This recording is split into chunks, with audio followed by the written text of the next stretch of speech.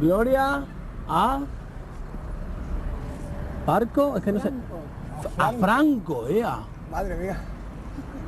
Caídos del, no sé,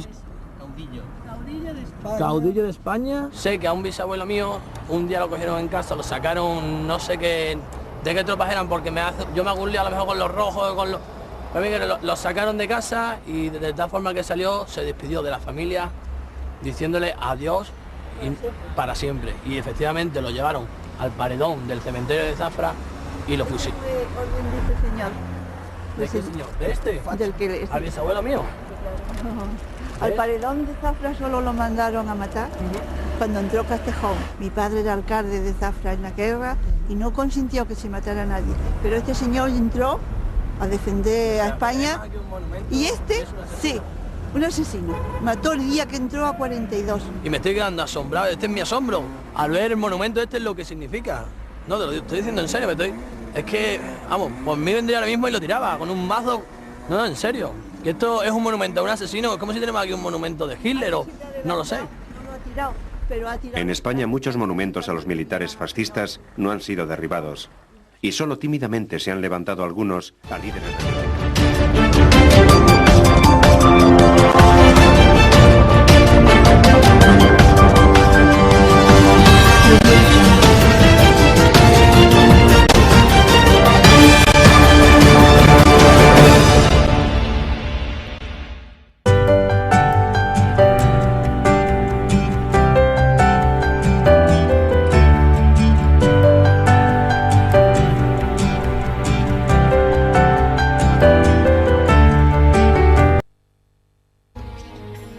Hay que sembrar el terror.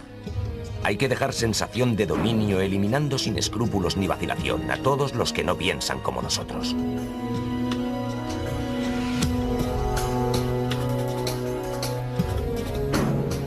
Salvaré España del marxismo, cueste lo que cueste. No dudaría en matar a media España si tal fuera el precio a pagar para pacificarla.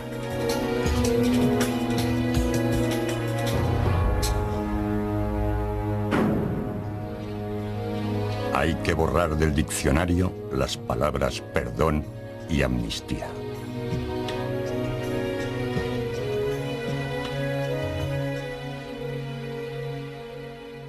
Nunca he podido comprender cómo hubieran mentes tan retorcidas, tan crueles, como para arrancar una madre a 3 niñas pequeñas. Los moros han entrado en Fraga a cuchillo. Ha sido horroroso. Y otro contestó, y para postre, los falangistas van barrio por barrio asesinando a toda la gente.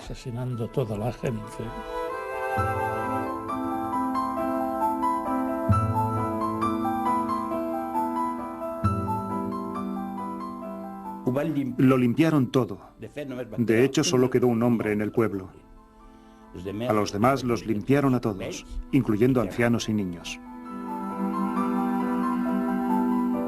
El juicio era sacarlos de las casas a la 1 de la madrugada y montarlos en un camión y llevarlos a las tapias del cementerio, y iluminados por los focos del camión, los fusilaban.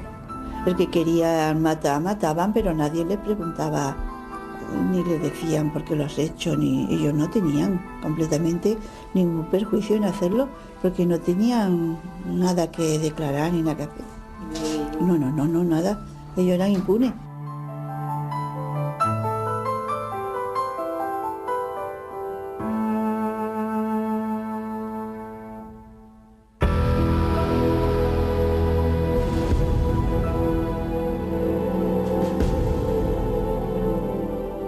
Las fosas del silencio. 1. La limpieza.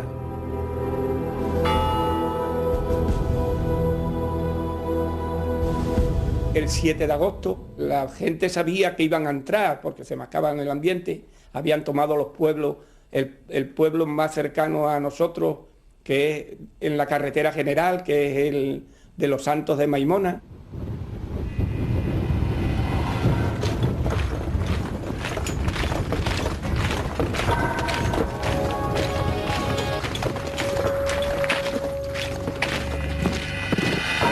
comandante Castejón entró tranquilamente en Zafra sin dar un solo tiro.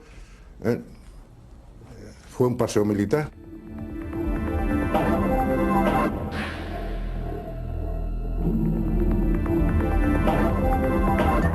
Cuando salí, pues vi a los moros allí, pues liado a culatazos con gente porque no le abrían las puertas y vamos, un desastre, aquello que imponía, que tuvo la suerte de salvarse, le podía dar gracias a quien fuese, pero era de miedo.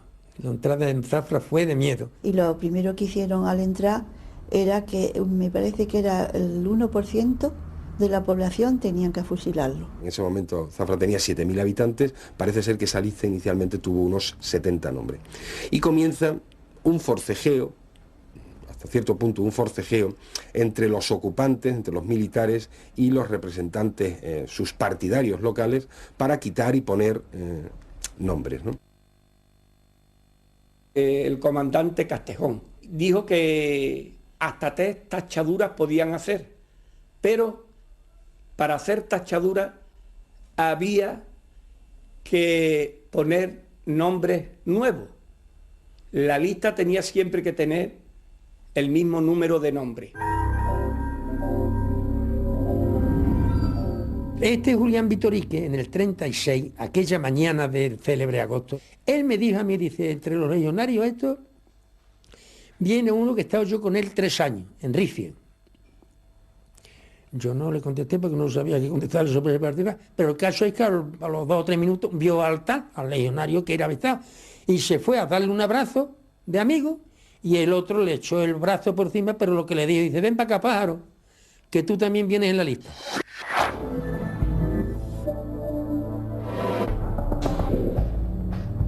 Se lo llevaron a la cola de la columna, y cuando cogieron la carretera que va a Los Santos, pues en grupos de 7 u 8, los fueron fusilando. Fusilaban a esos 10 primeros y a lo mejor a 200 metros fusilaban a otro grupo de otros 10 o 12, ¿no? Claro, que ellos ya sabían lo que les iba a ocurrir porque habían visto cómo morían sus compañeros.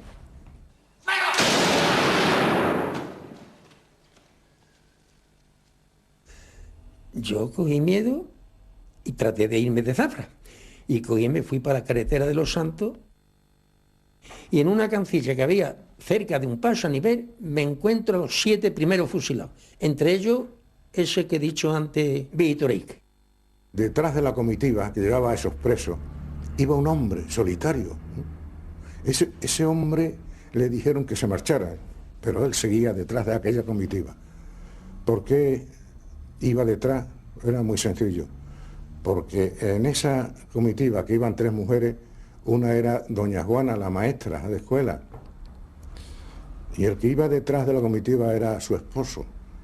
Y cuando apartaron a las 10 últimas personas que iban en la comitiva para fusilarla, este hombre aligeró el paso y se puso al lado de la mujer. No, esperen, se abrazó a la mujer y ya pueden, y lo fusilaron. A él también. A él también, abrazado a la mujer.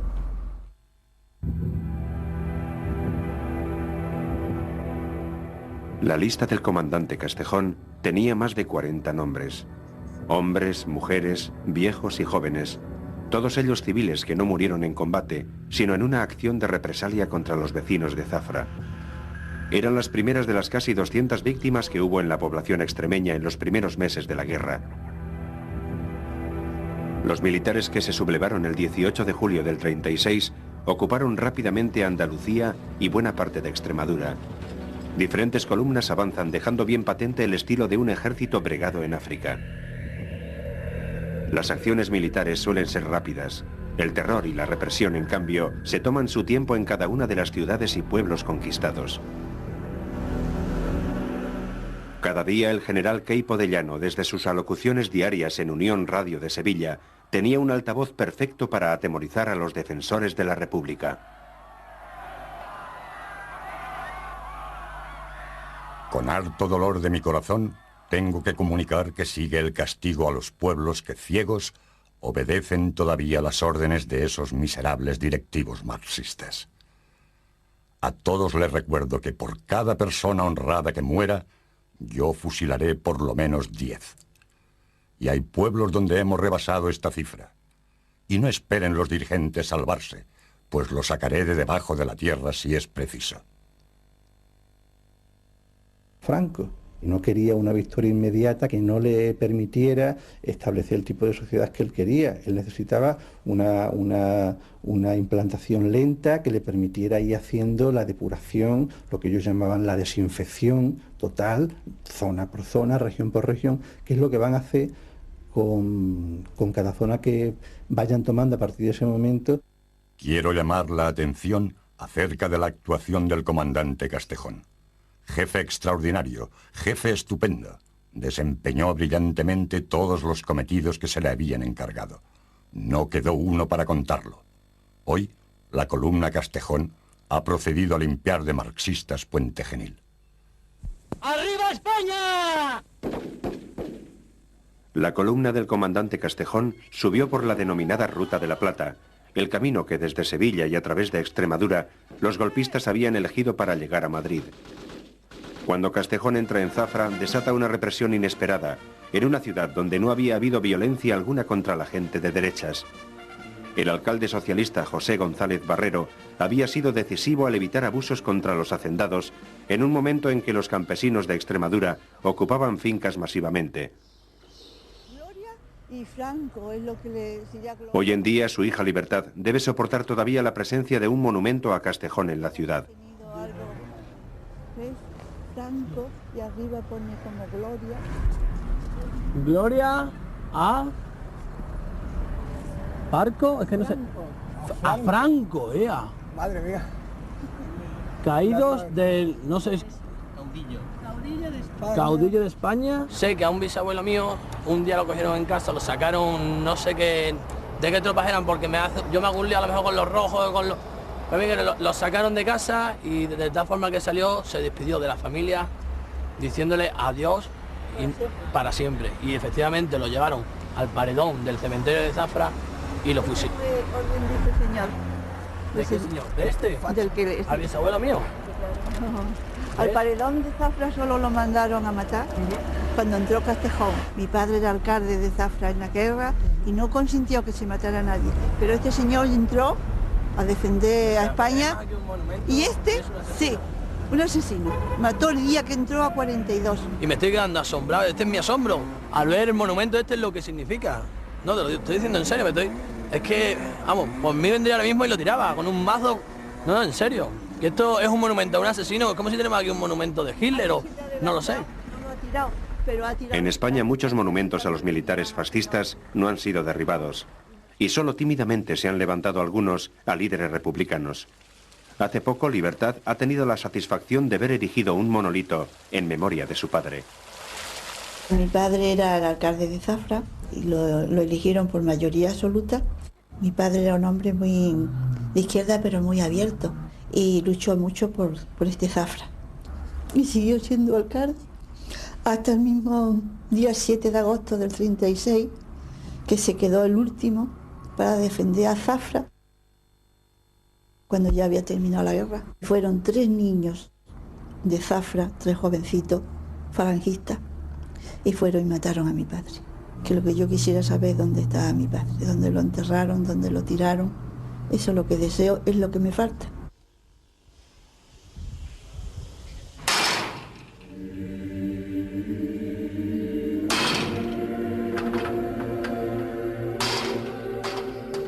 Como muchos alcaldes, José González cumplió la legalidad republicana. Él, personalmente, se impuso a grupos de exaltados que querían asaltar los conventos de monjas y frailes de Zafra, en unas intervenciones que hoy reconocen tanto la gente de derechas como de izquierdas. José González Barrero se dirigió al tumulto que había de gente, ¿no?, que trataban de... la insultaban y tal, y él se dirigió a todas esas personas, a esa turba, diciéndole: el cobarde que se atreva a tocar a estas inocentes mujeres se las entenderá conmigo y con esta, la pistola. El mismo 18 de julio, el gobernador civil de Badajoz ordena la detención de destacados miembros de la derecha para impedir el triunfo del golpe.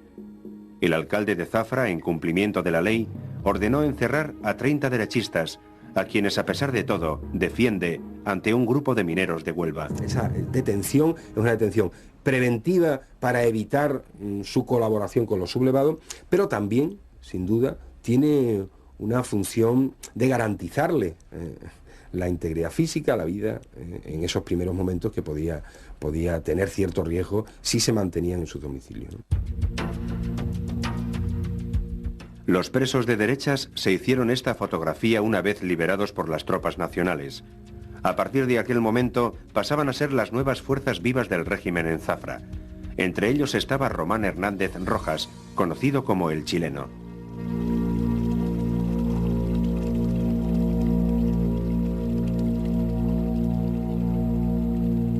Se dedicó a matar, se ofreció y mató a medio Zafra. Pues ese señor cogió a la novia del jefe de policía que tenía mi padre, la cogió a ella porque no lo encontraba él se marchó con mi padre y se fueron a Madrid. Y entonces la cogió y en este Pilar, no sé en qué sitio del Pilar, pero la violó y la colgó. Me imagino que la colgaría en eso. Y esa es una cosa triste del Pilar. Muy bien y lo eligió por allí. Y esta es... Esto se lo dio tu madre a mi madre.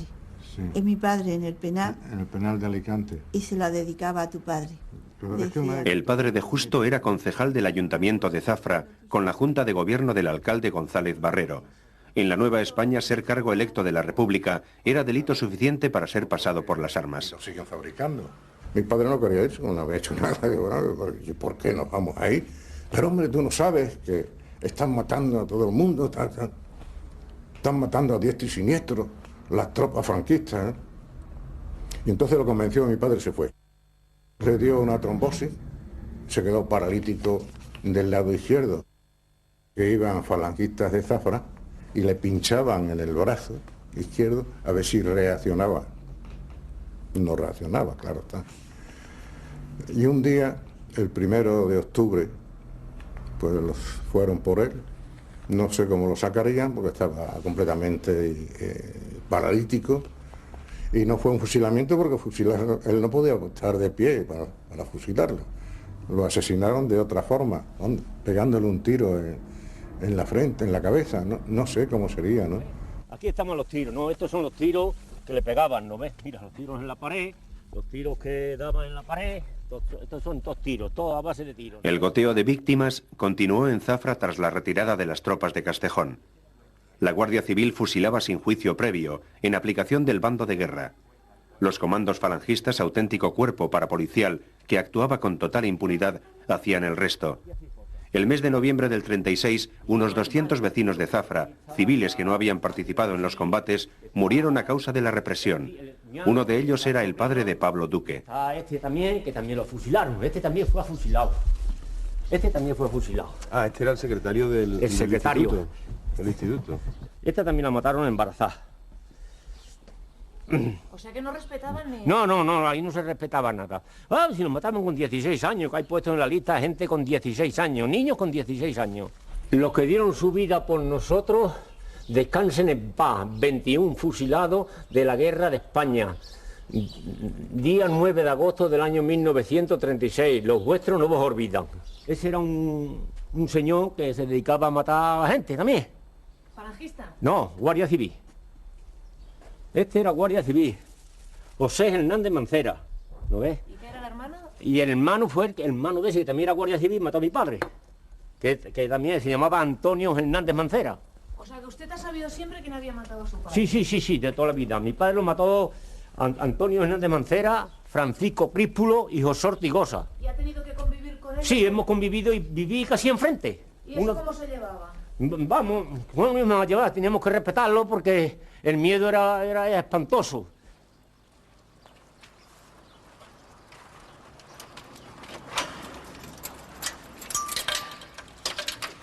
Tanto trabajo, pero he conseguido por el orden.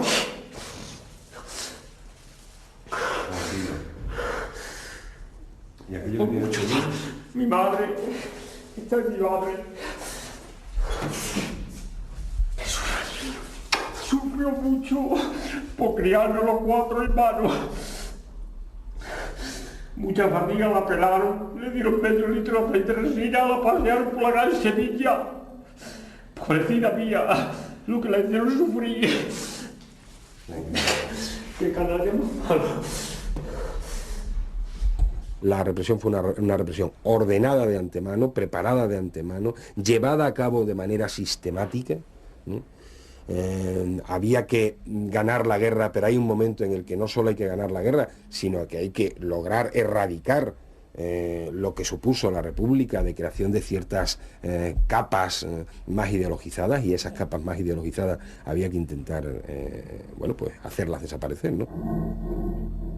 José María Lama es un historiador que investiga y recoge testimonios de aquella brutal represión que marcaría Zafra para siempre jamás. La documentación que ha recopilado demuestra que además de los que ejecutaban físicamente, había otro nivel de represión, el de la gente mayoritariamente derechista que colaboró delatando y entregando a sus vecinos a los verdugos. Por ejemplo, en este caso, de uno de las personas que aparece en la relación, empleado de esta empresa en concreto, que era una panadería, dice la patrona, fulanito, preguntado, dice no pertenecer a ningún partido político. No debe ser así, dice entre paréntesis la patrona, puesto que usaba corbata roja y sus niños camisa y corbata también roja. Además de estos documentos, aquí en esta colección aparecen otros que son ya relaciones de delatores, de chivatos, en las que aparecen los que viven en una calle. Muchos empresarios delataron de buen grado a sus trabajadores. El resultado era, en todos los casos, nefasto para los que figuraban en aquellas listas. Todos los que vivían...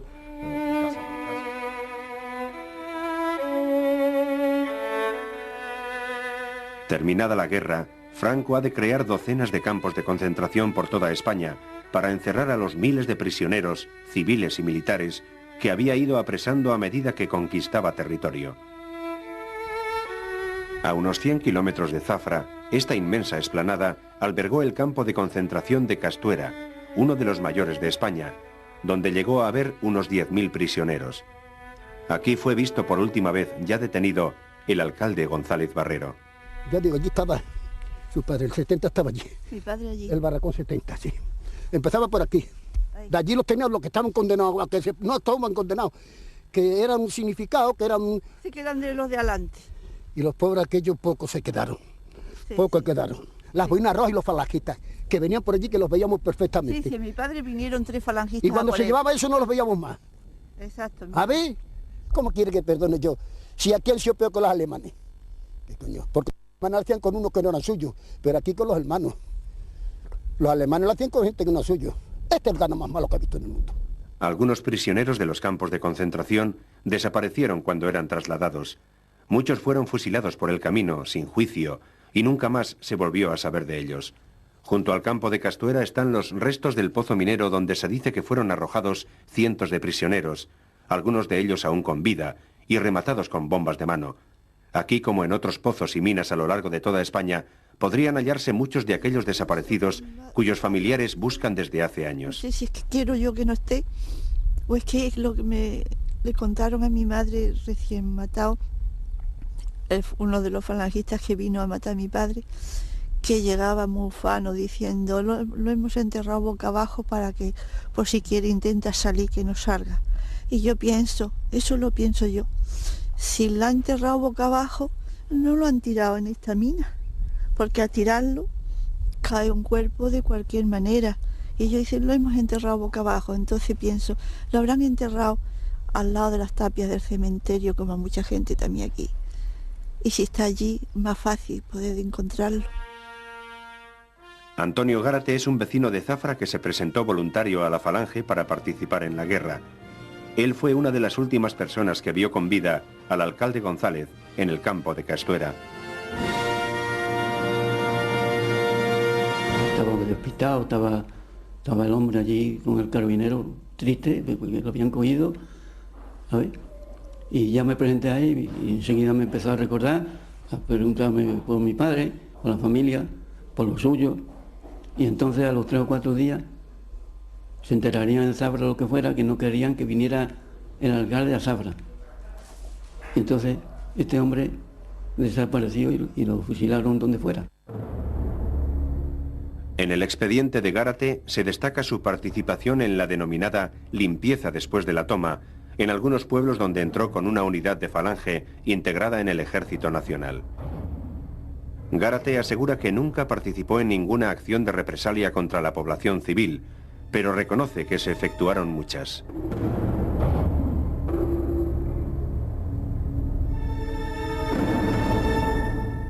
Una vez se había tomado un pueblo, Pues- los que ya mandaban eran los nacionales. Sí, pues entonces cuando venía la cosa de los fusilamientos, ¿Y quién fusilaba? a mí pues los que mandaban en aquellos momentos, la fuerza de derecha que se llamaba, porque antes habían fusilado a los otros, y eso venía una venganza tan triste y tan mala que no se podía evitar en aquellos momentos. Hubo una primera fase que va de julio del 36 a los primeros meses del 37, en las cuales estuvo eliminando gente por el bando de guerra. El bando de guerra pues simplemente era la posibilidad de matar a quien le diese la gana al que tenía el poder, un comandante de puesto, un jefe local, podía quitar del medio a cualquiera y sin necesidad de inscribirlo ni ningún precepto legal.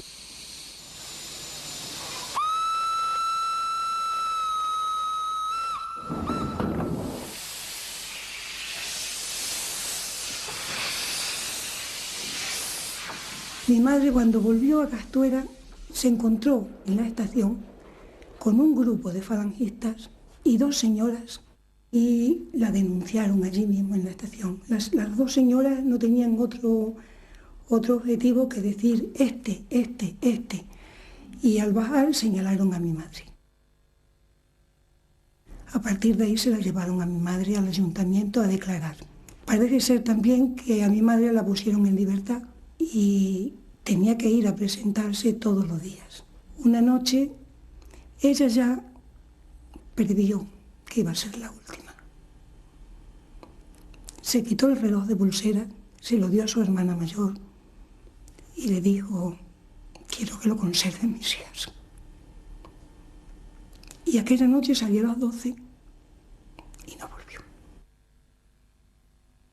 Luego también hemos sabido que mis dos tías salieron detrás de ella y no las dejaron entrar en el ayuntamiento. Entonces se ocultaron detrás de la iglesia, muy cerca, enfrente justamente de la cárcel. Vieron quiénes estaban, quiénes le tomaban declaración y vieron el comienzo de lo que parecía que no era una detención normal si hubiera sido, por ejemplo, la detención de un hombre. Pues sí, que la violaron, que la violaron. Incluso es posible que... ¿Pero qué pasó? ¿Qué sucedió en esas horas entre que mis tías dejaron de verla y cuando la llevaron, que también hay diferentes versiones, también crueles, en un volquete, nos dicen que al cementerio, nos dicen que un camión la arrastraba, nos dice que los que le dieron el tiro de gracia volvían del cementerio jugando con el abrigo y divirtiéndose. Nunca más supimos de ella. Y su nombre parece ser como si se hubiera borrado. Nadie quería hablar de ella. Su nombre no se pronunciaba nunca, pero en nuestro corazón ha estado hasta tal punto que todas las niñas en la familia que han nacido desde entonces se llaman Matilde. Como su madre. Como mi madre. Aurora y su hermana Matilde viven en Castuera, un pueblo de Badajoz que quedó en manos republicanas hasta el final de la guerra. Aquella resistencia hizo que la represión fuera encarnizada. La madre de las hermanas Navas provenía de una familia rica, católica y derechista, pero sufrió las consecuencias de haberse casado con un líder socialista. Es que este es muy amarillo, pero yo... La época aquella era una época muy conservadora. Había incluso castas. Les voy a poner un ejemplo. Había incluso 3 casinos donde se divertía la gente. Un casino de artesanos, un casino de señoritos y un casino del pueblo. Y a nadie se le ocurría ir a un casino que no le perteneciera. Mi padre era andaluz y llegó aquí y esto fue una especie de explosión. revolucionó a la familia de mi madre era muy conservadora también, y revolucionó el pueblo.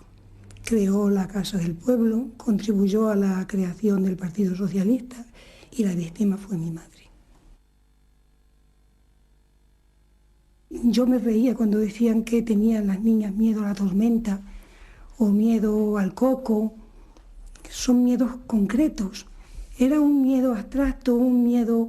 Pero si lo tuviera que concretar, yo lo concretaba en las camisas azules y las boinas rojas. Fue tan cruel que yo creo que incluso los mismos actores sintieron vergüenza e impusieron ese silencio, que fue más cruel todavía el silencio,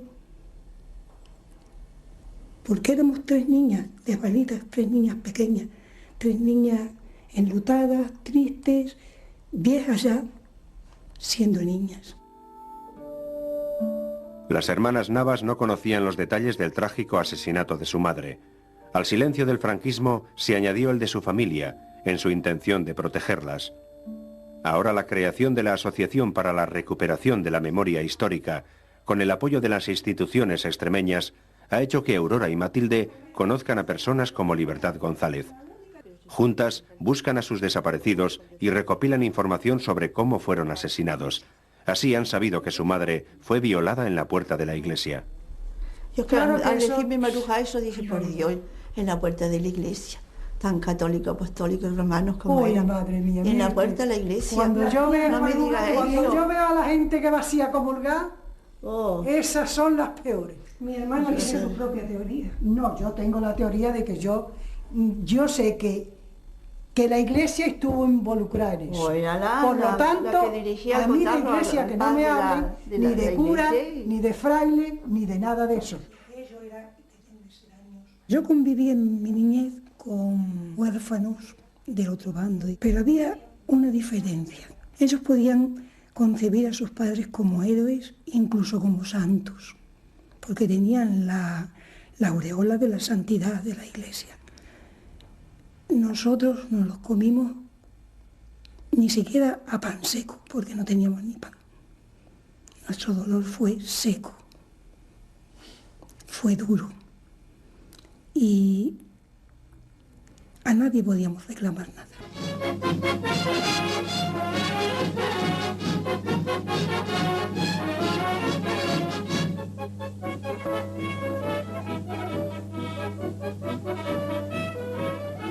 Prisioneros de Franco con el fusil caliente todavía del último disparo. Les habían dicho que nuestra infantería no respetaba prisioneros, que una muerte terrible les aguardaba en este campo nacional.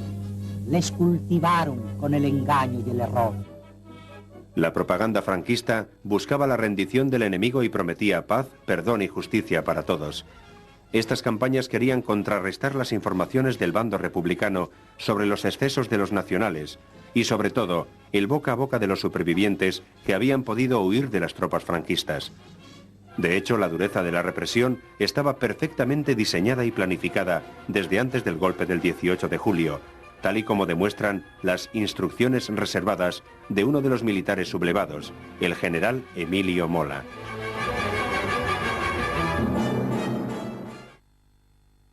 La acción ha de ser en extremo violenta para reducir lo antes posible al enemigo. Serán encarcelados todos los directivos de los partidos políticos, sociedades o sindicatos no afectos al movimiento, aplicándose castigos ejemplares a dichos individuos para estrangular los movimientos de rebeldía o huelgas.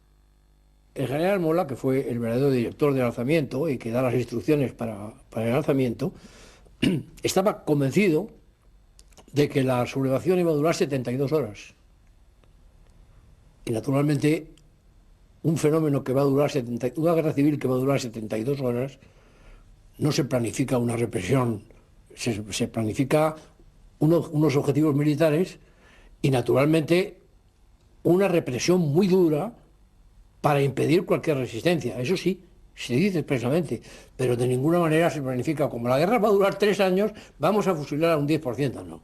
La única posibilidad que tienen de acabar con el resultado, de transformar, de darle la vuelta al resultado de las elecciones de febrero del 36, pues es simplemente hacer una escabechina, como se hace pueblo a pueblo, porque no encuentran otra manera de darle la vuelta a unas elecciones, ¿no? El escritor José Luis de Vilallonga participó en la guerra con el bando franquista.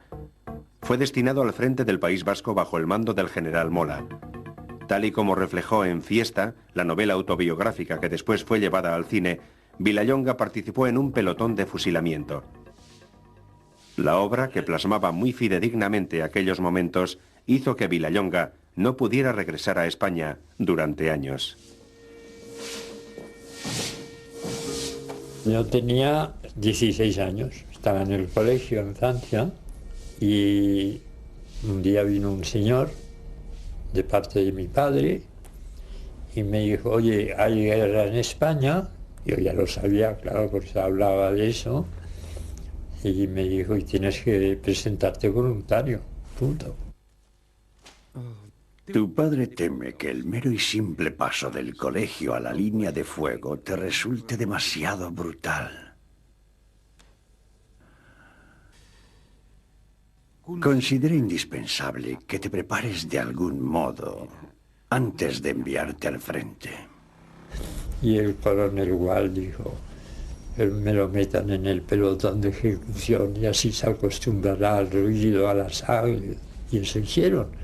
¿Le metieron en un pelotón de ejecución? En un pelotón de ejecución. Y estuve trabajando, como decían, pues como 15 días. ¡Alto!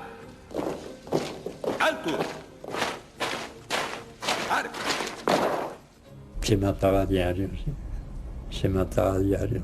Que empezaban a fusilar a las 6 de la mañana y estaban prácticamente fusilando gente toda la mañana. Mucha gente.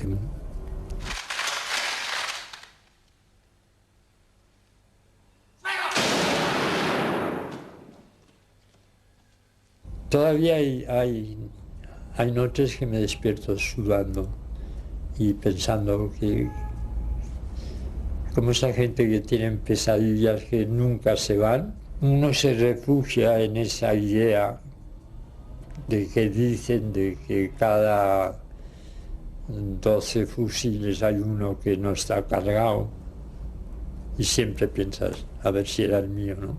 ¿A quién se le ocurre fusilar a esta gente en un claustro? Hace un estruendo insoportable. ¿No sería más lógico fusilarlos en el exterior? Es lo que suele hacerse, querida, en el paredón del cementerio, con toda la chusma. Nosotros somos de más categoría. No sé si el general Mola estaría muy satisfecho. Ah, desengáñese. El mes pasado vino a hacer una inspección y quedó impresionado con el montón de cadáveres del cementerio. Me ordenó fusilar con más discreción, y es lo que hago. El cementerio lo dejo para los brutos de los falangistas. A ellos les encanta.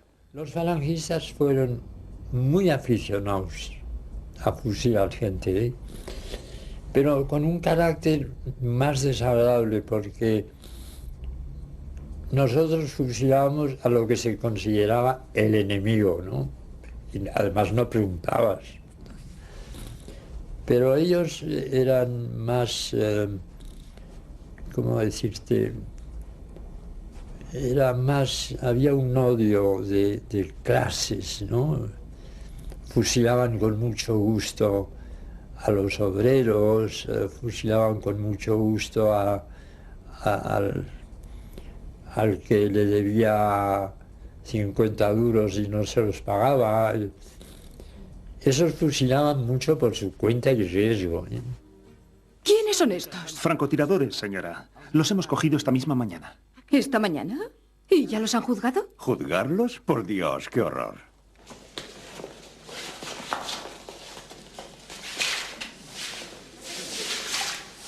La violencia se ejerció de un lado muy salvajemente por una gente muchas veces de una cultura inexistente, y por otro lado el salvajismo lo hacían gentes de guante blanco.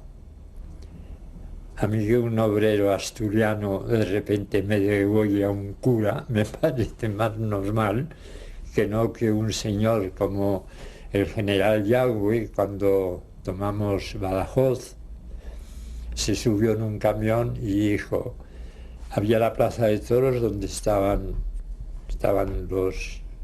los de la derecha, ¿no? Se subió a un camión y dijo, los que están en la plaza son los nuestros, los que están fuera, a por ellos. Y allí, chico, salieron los moros, cuchillo en mano, y fue una escabechina, ¿no?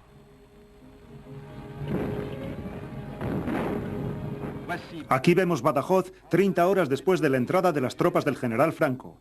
El ejército rebelde ha recibido refuerzos desde Marruecos. La entrada de las tropas franquistas en Badajoz el 14 de agosto del 36 se hizo tristemente famosa por su crueldad.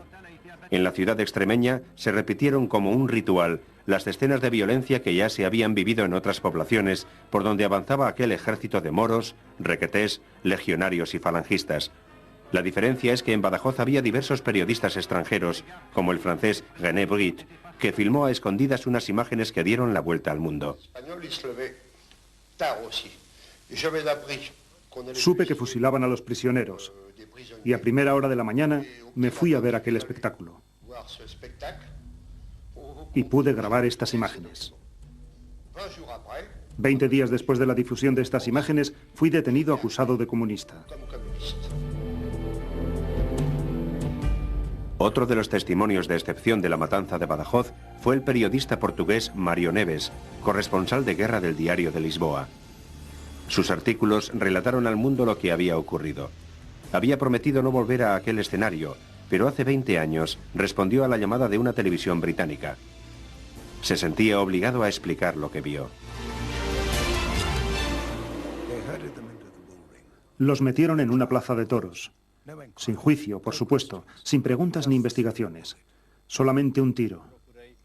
Yo quería ir a la plaza de toros porque me habían dicho que allí había algunos prisioneros y montones de cadáveres.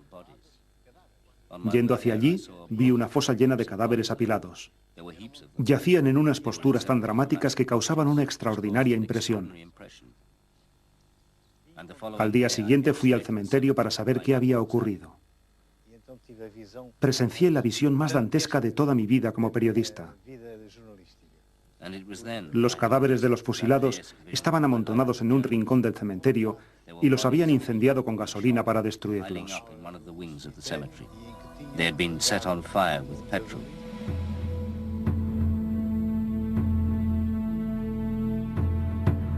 El general Yagüe había dirigido la operación. Eufórico por la toma de Badajoz, hizo unas declaraciones al periodista John Whitaker del New York Herald Tribune, confirmando la veracidad de las matanzas. Por supuesto que los matamos. ¿Qué esperaba usted? ¿Iba a llevar 4.000 prisioneros rojos conmigo? ¿O iba a soltarlos en la retaguardia y dejar que Badajoz fuera roja otra vez? La matanza de Badajoz, con sus miles de muertos, se convirtió en un escándalo. Franco no había pensado en aquel enemigo imprevisto y desconocido, la opinión pública internacional. Rápidamente contraataca. Desde Salamanca, el jefe de prensa de los rebeldes, Luis Bolín, presiona a los directores de periódicos y agencias extranjeras para que modifiquen sus crónicas y retiren a sus corresponsales. Al mismo tiempo se dan instrucciones para la censura de prensa. Se prohíbe expresamente utilizar términos aterradores al hablar de la represión y se recomienda el uso de expresiones como «se cumplió la justicia». Exagera una barbaridad. Estoy convencido que exagera en cuanto a detalles, en cuanto a escenas, el famoso ametrallamiento o la famosa corrida de toros de la Plaza de Toros y cosas por el estilo. Y bueno, aquí hubo una persona que luego fue embajador de la República Portuguesa en España, el periodista Mário Neves, que fue el que empezó la leyenda, pero de una manera verdaderamente terrible. Y precisamente la leyenda de Badajoz se sacó ya durante la guerra con mucha fuerza por la propaganda republicana para contrarrestar los crímenes de Paracuellos. Emocionante acto de homenaje a los héroes caídos por España. El padre de Ricardo de la Cierva está enterrado en una fosa en Paracuellos del Jarama, cerca de Madrid. Formaba parte de un grupo de presos fusilados por los republicanos cuando los trasladaban desde la capital. La derecha ha hecho de Paracuellos uno de los mitos que demostrarían que se cometieron atrocidades en los dos bandos. Es innegable que en las filas republicanas también se cometieron abusos contra civiles y ejecuciones sin juicio. En muchos lugares la violencia revolucionaria es la respuesta al golpe militar. Miles de personas terminan sus días fusilados contra una pared por una simple denuncia. En otros lugares, como Madrid o Barcelona, el gobierno de la República pierde el control y la violencia de los sectores más extremistas impera en las calles.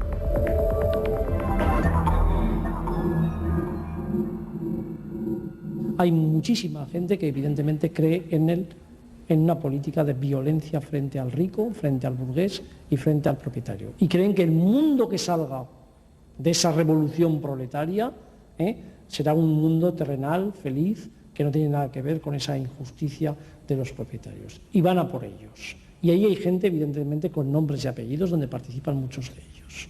Pero a la vez, en esos mismos sindicatos, en esos partidos y en esas mismas organizaciones políticas, hay gente que trata desde el principio de frenar esa violencia, que muchos de sus compañeros la promueven, la estimulan y la llevan a cabo. Yo calculo que en la represión republicana pasa con mucho de los 100.000 y la represión nacional, desde luego, no llega en ningún caso a los 100.000. Con los datos que ahora mismo se están barajando, el número de fusilados, de víctimas de izquierda, como mínimo dobla al de víctimas de derecha. Esa sería la diferencia cuantitativa. La diferencia cualitativa es que mientras la mayor parte de las víctimas de derechas cayeron como fruto de algaradas populares incontroladas, la mayor parte de las víctimas de izquierda cayeron como fruto de la aplicación de órdenes de las autoridades fascistas y derechistas del momento. Volvemos a estar en la guerra civil. Eso es lo trágico, para ustedes y para nosotros. ¿En qué sentido lo dice? Pues porque estamos arrojándonos los muertos unos a otros. Es que a mí cuando me abruman con casos posiblemente verdaderos de atrocidades nacionales, pues no tengo más remedio que acordarme de las atrocidades que yo he sufrido. Algunos actos de violencia revolucionaria habían conmovido a la opinión pública, como la quema de conventos y el asesinato de religiosos. España era una sociedad tradicional, con un gran fervor religioso, incluso entre muchos republicanos. Pero el régimen de Franco explotó y exageró los crímenes cometidos en el bando republicano, tanto durante como después de la guerra. En abril de 1940 se instruye la denominada Causa General de la Dominación Roja en España. Se trataba de hacer un gran despliegue de inspectores que de pueblo en pueblo, de ciudad en ciudad, inventasen cualquier acto de violencia cometida por los rojos. Aquí cabía desde los asesinatos más crueles hasta un simple insulto. Franco habla, cuando lanzan la propaganda, de 300.000 asesinados por los rojos. Cuando la causa general se pone en marcha, baja la cifra a 150.000. Cuando acaban prácticamente la causa general, las cifras no llega a 80.000. Cuando hemos metido la causa general en el ordenador, y ahí están todos, ahí no hay ninguna duda, porque todo aquel que tenía un muerto por el ejército rojo sale beneficiado en la posguerra, sale registrado. Después estamos hablando de 56 a 60.000 personas asesinadas en el bando republicano durante toda la guerra civil. Procuraban no mentir. Estos informes se intentó que no hubiera mentiras porque podía ser contraproducente, pero no obstante se mintió. Y de hecho se llegaron a utilizar fotografías que no correspondían a esa violencia, sino a la contraria. Simplemente con un pie de foto apropiado y se ponía una imagen de la represión en tal pueblo y la represión hecha por la derecha, y se ponía la represión hecha por la izquierda. La causa general nunca se llegó a publicar, excepto un libro resumido con algunos de los casos más crueles y famosos, como los asesinatos de Calvo Sotelo o José Antonio. En el Archivo Histórico Nacional se conservan los formularios que detallaban torturas, detenciones, saqueos y asesinatos cometidos por los republicanos. Pero vemos también que en muchos pueblos es imposible encontrar ni un solo acto de violencia revolucionaria. En todo caso, la causa general había conseguido su objetivo de exagerar las barbaridades del enemigo y justificar las propias.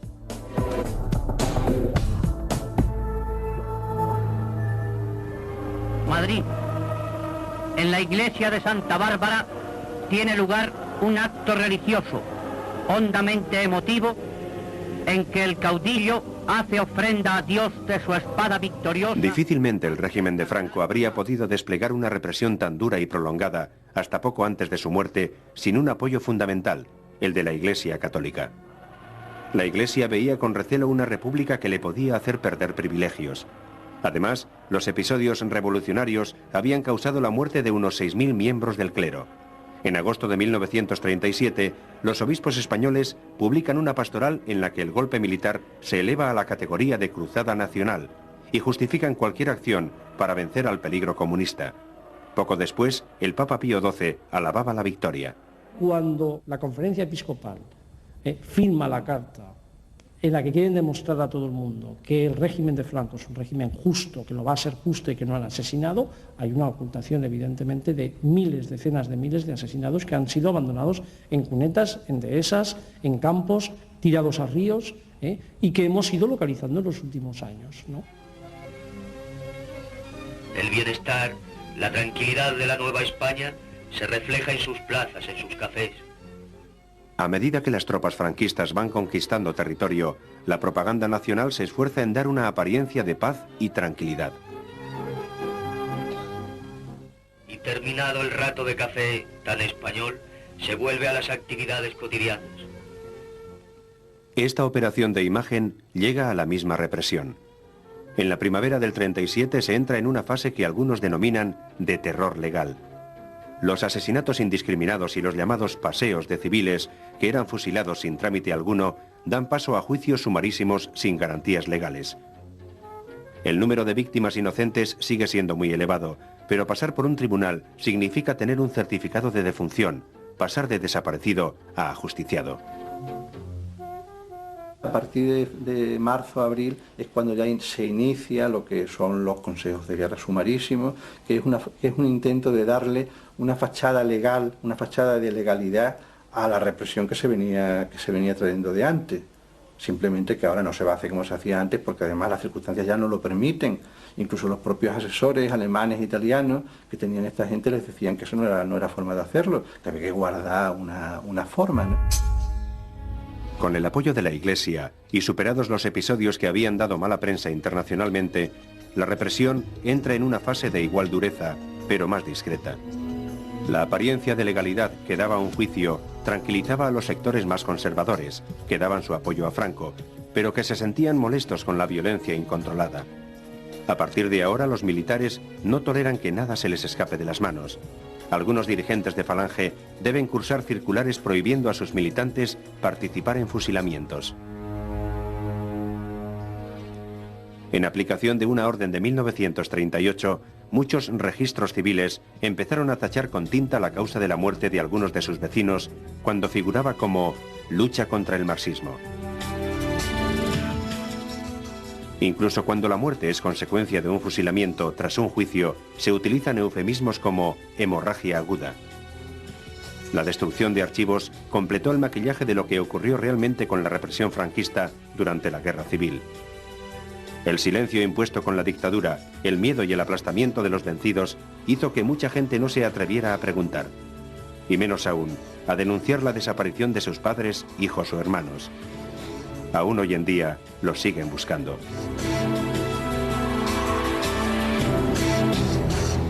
Yo creo que esa fue la victoria real de Franco, el silencio.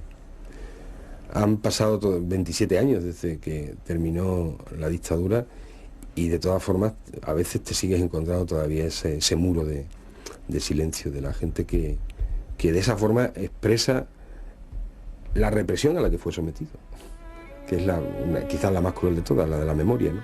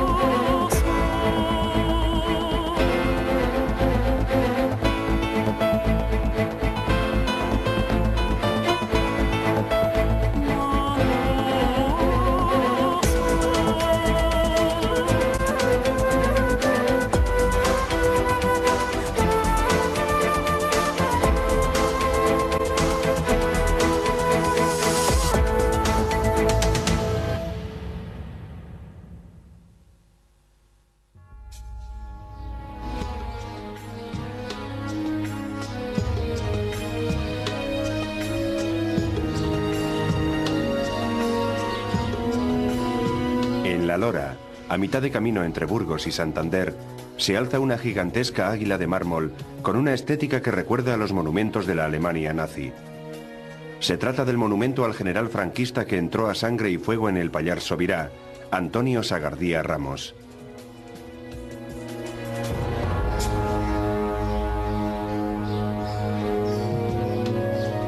Las fosas del silencio. 2. Las listas. El general Sagardía estaba retirado cuando estalló la guerra, pero una misión que le encomienda el general Mola lo pone en activo desde los primeros días del golpe. Su 62 División hizo durísimas campañas por Navarra, León y Asturias. En abril del 38, una vez roto el Frente Republicano de Aragón, los nacionales entran por Lleida en Cataluña. Las operaciones militares del Frente Catalán, dirigidas personalmente por el caudillo, se han desarrollado día por día con sujeción a un plan que se ha revelado muy certero. Más aún, Las tropas franquistas preparan la ofensiva final sobre Cataluña. En el Pirineo, las centrales hidroeléctricas que abastecían Barcelona son un objetivo estratégico. Sagardía establece su cuartel general en Sort, en el Pallars Sobirá. Desde aquí, dirige los combates en esta difícil zona montañosa y, sobre todo, controla con mano de hierro la denominada limpieza de los pueblos. Aquí tuvimos la pésima suerte de que nos tocara un jefe militar, un tal Sagardía, que era un carnicero. Era un carnicero. Él lo arreglaba todo enseguida. Este a matarlo, a fusilarlo. ¡Pam! Fue un desastre.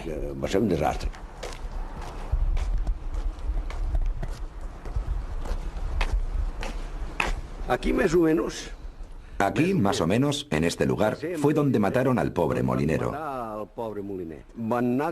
Fueron a su casa, hicieron un registro y encontraron algo de propaganda, ya que su hijo estaba en el otro bando, en el Ejército Rojo. Había ido a visitarlo y se la había dejado en casa. Le encontraron la propaganda y se acabó. Lo mataron aquí. La Comarcal 13, en su tramo entre Sort y el puerto de la Bonaigua, es hoy día una carretera frecuentada por los amantes del esquí y los deportes de aventura. Pero las curvas y cunetas de esta carretera dibujan la tragedia de decenas de personas que fueron fusiladas. Todas tenían algo en común. Eran civiles y fueron ejecutados sin juicio por orden del general Sagardía. Fosa del cementerio de Montardit, 19 muertos. Fosa de la Molina de Josepet, cerca de Rialb, 11 muertos. Fosa del Prat de Gori, 6 muertos. Fosa del Caragol, entre Aidí y Estarón, 7 muertos. Fosa del Hostal de Aidí, 9 muertos. Fosa del Prat del Rector, entre Llavorsí y Escaló, 1 muerto. Fosa de la Borda d'Espà, en Sorpe, 9 muertos.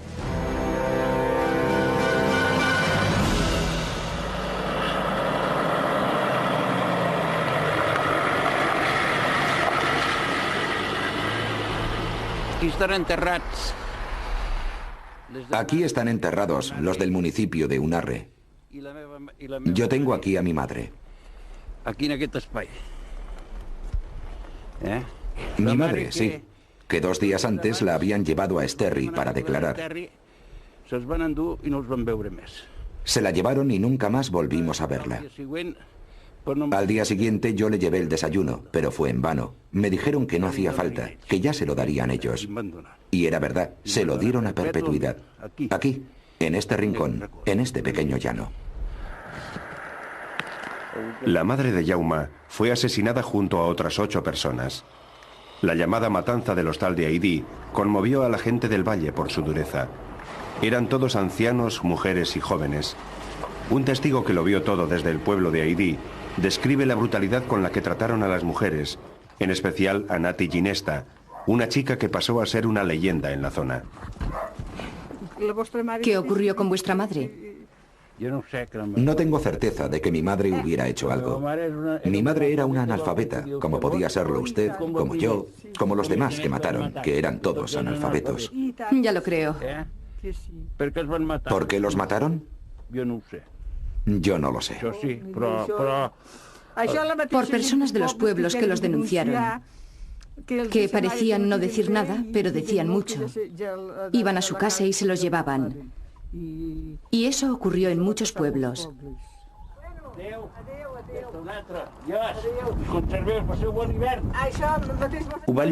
Los limpiaron. De hecho, solo quedó un hombre en el pueblo. Limpiaron a todos los demás, incluidos ancianos y niños. Las nuevas autoridades impuestas por los franquistas hicieron una lista. Iban casa por casa buscando a los cabezas de familia de Unarre. La mayoría no estaban. Eran inocentes, pero alertados por lo que estaba pasando en otros pueblos, habían huido a la vecina Francia o a Andorra. Pero el ejército no se fue con las manos vacías. Si no estaba el hijo, se llevaban al padre.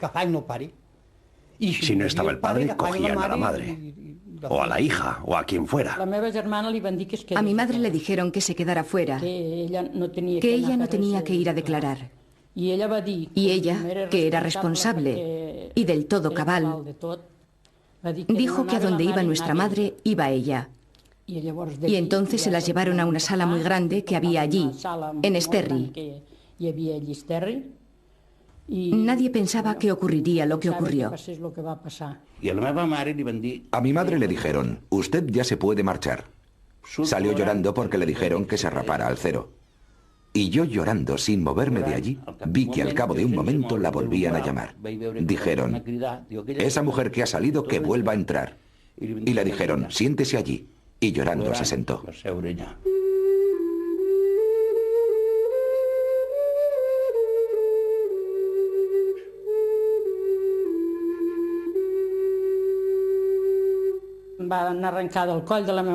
Me arrancaron del cuello de mi madre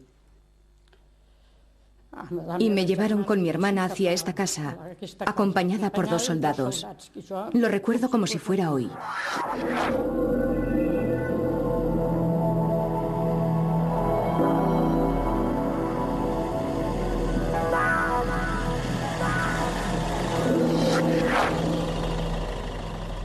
Los subieron a un camión y fueron hacia el hostal de Haidí.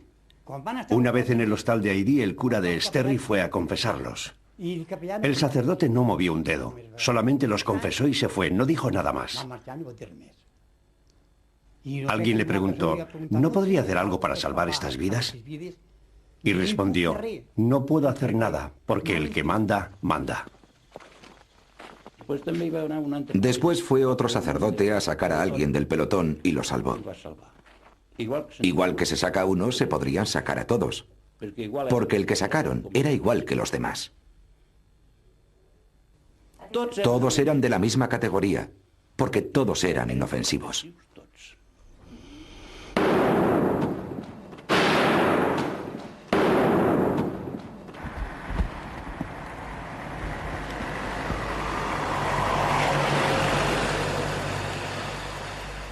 Los que hicieron el disparo eran soldados, eran unos mandados. Ellos no son culpables en absoluto. Los culpables fueron los denunciantes. ¿Gente del pueblo? Gente del pueblo. Los que denunciaron para que fusilaran a él eran del pueblo. Me gustaría saber quiénes fueron los autores de todo esto, francamente. Si los padres están muertos, los hijos deberían saberlo. No para hacerles ningún daño, pero sí para que tuvieran presente el daño que hicieron sus padres, eso sí. Y me gustaría porque yo también tengo un recuerdo que no olvidaré mientras viva. No hay ser vivo que no sienta algo por sus padres, hermanos y familiares. Y es muy doloroso que por todos los santos no pueda llevar un ramo de flores a un lugar concreto. Que no pueda llevar un ramo de flores a mi madre.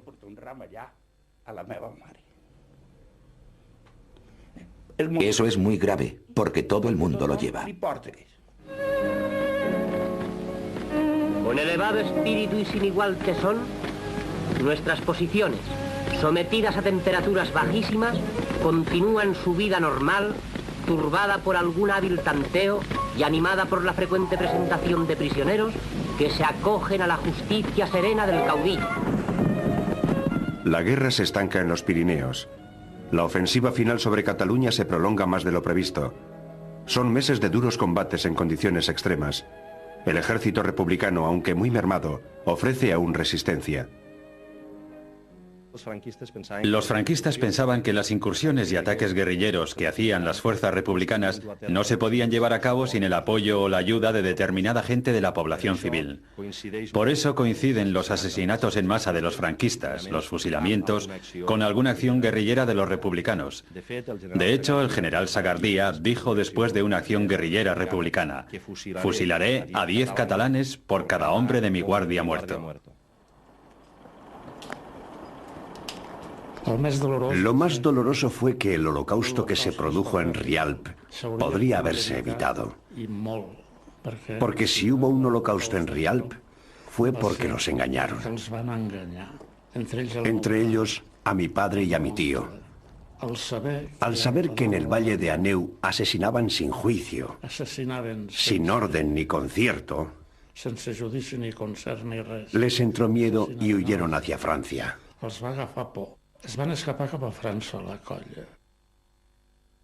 Una tarde, mi madre y mi tía Consol estaban hablando allí cuando pasó uno de los criminales.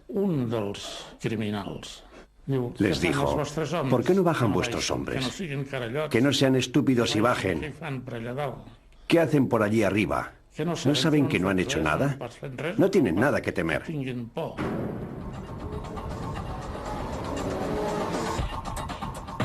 Como para muchos otros, creer aquellas promesas fue la perdición del tío y del padre de Joaquín Barbal. Confiados volvieron a Rialp, pero allí los estaban esperando. Una larga hilera de hombres apresados, con un destino desconocido, recorrió las calles del pueblo. Había una anciana en el balcón, y entre ellos pasaba un hijo suyo llamado Eugeni.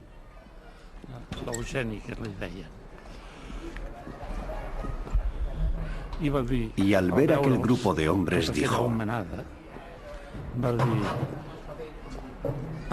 «Adiós, hijos míos, que no os volveré a ver». Y entonces oí a un guardia civil que le decía: «Cállese, abuela, o hará el mismo camino que ellos». Y siguieron adelante.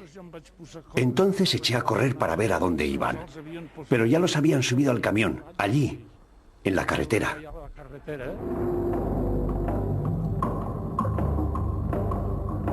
Sagardía Ramos dijo que los iba a fusilar. Hasta que, en el último momento, el padre Cisco se arrodilló a sus pies y, llorando amargamente, le pidió por la vida de todos. Entonces, Sagardía Ramos, creyendo hacer un gran acto de clemencia, dijo: «Bueno, los de la UGT que se salven, pero los de la CNT fusiladlos a todos». Y llamó a un ayudante para que cumpliera la orden.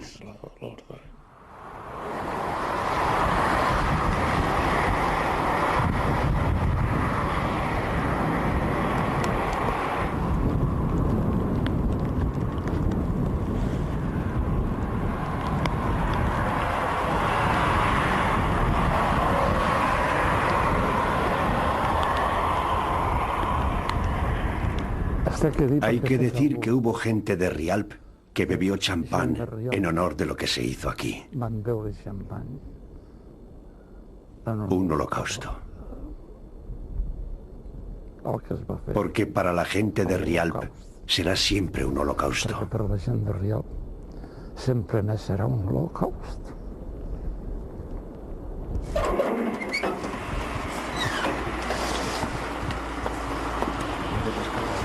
Entre bastidores había quien preparaba la matanza. Se reunieron una serie de gerifaltes. Era gente del pueblo. Aquel grupo de personas lo habría quemado todo. Habrían matado a todos. Uno de ellos decía: «Haced una lista muy larga. Tenéis que hacer una lista bien larga». Los nombres del padre y del tío de Joaquín Barbal aparecen en las declaraciones que voluntariamente hacen algunos vecinos de Rialp. Lo mismo ocurrió en todos los pueblos del Pallars. Estas listas formaban parte de las auditorías de guerra que redactaban las nuevas autoridades impuestas por los franquistas. A menudo no se reconoce ningún crimen, tan solo haber militado en algún partido de izquierda o algún incidente menor. Pero muchas de las personas denunciadas en estas listas acaban desaparecidas en alguna fosa común. La represión en el Pallars Sobirá no se puede entender sin tener en cuenta el pacto no escrito entre las fuerzas del general Sagardía y la derecha local. La derecha local es la que denunció a buena parte de sus vecinos, que después fueron ejecutados, y muchas veces no se hizo por motivos políticos. De hecho, creo que la mayor parte de las veces no se hizo por motivos políticos, sino por odios y rencores personales, y en muchos casos también por motivos económicos, por litigios de tierras.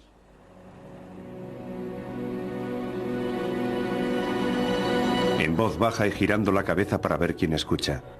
Así es como aún hoy día habla la gente del Pallars Sobirá, de la represión que sufrieron sus familias. Pocas personas han accedido a hablar ante la cámara. Decenas de historias de muertos y desaparecidos han quedado enterradas en un antiguo silencio. El miedo de todos estos años ha cubierto las fosas comunes extendidas por todo el Pallars.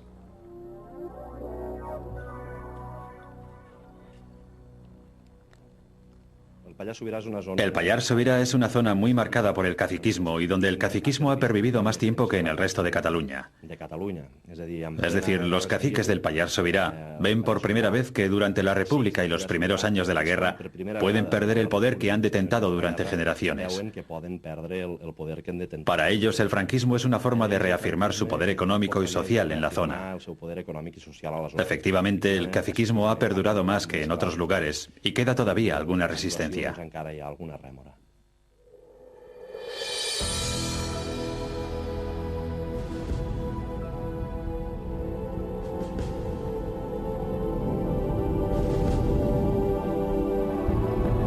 Asunción e Isabel son como la noche y el día. Asunción es una fervorosa católica que no cree en la política. Isabel no se considera creyente y fue una activa sindicalista. Pero ambas tienen algo en común. Sus hermanos están enterrados en esta fosa de Piedrafita de Babia, pueblo de León cercano a Asturias. Mira, esto todo es la fosa. Una por aquí y otra por ahí. Dos hay. Eso. Ahí los acribillaron a todos. Y uno se escapó por ahí y le dispararon y está por ahí en una finca. En 1936 los hermanos de Asunción, como muchos otros, huyeron a Asturias. En 1937, cuando los nacionales dominan ya el norte, deciden volver a casa, confiando en que no les ocurrirá nada. Me decía él, eres tonta, ¿qué nos van a hacer? ¿Qué nos van a hacer? A mí me mandarán al frente. ¿Qué hace eso? Y se presentan el día 1 de noviembre, guapos los dos como dos soles, se arreglaron, así todo. Porfirio al salir dijo, no sé si me voy a amortajar. No os presentéis, no os presentéis. Yo soy cristiana, católica, apostólica, romana. Quiero llevarlos al cementerio, porque creo que es que Dios quiere que yo viniera aquí a verlos, porque quiero abrazar los huesos.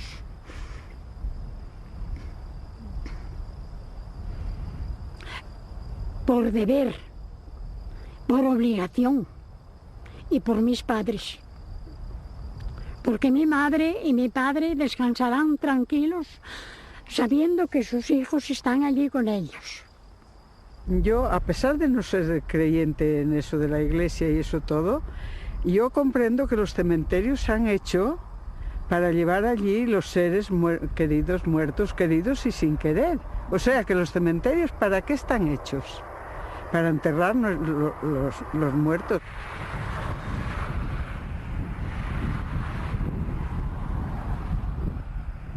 Supongo que fuera el primero que lo vi, por la mañana temprano cuando venía a trabajar ahí en la finca. Traía un perro pequeño, lo vi que hacía ademanes algo raros.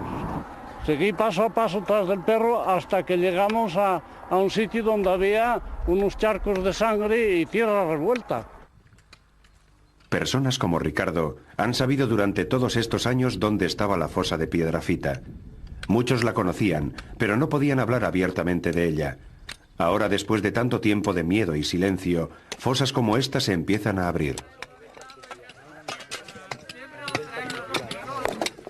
¿Y sabes lo que decía el cura? Mira si serán malos, que hasta la tierra que fue, hasta la tierra que es de Dios, los echa fuera, no los quiere, y era que los habían enterrado mal y se veían. Sí, los había sacado los perros, hombre, después tocaban a concejo. Mi madre estaba en casa y decía ella, de noche despertaba. ¡Ay, mis hijos! Madre, ¿pero qué le pasa? ¡Ay, mis hijos! Murieron sin un sacerdote. Se habrán condenado. Y los que los mataron, Dios les dará ahora tiempo para arrepentirse. Y esos hijos míos, mi madre se puso loca. Perdió la razón para toda su vida.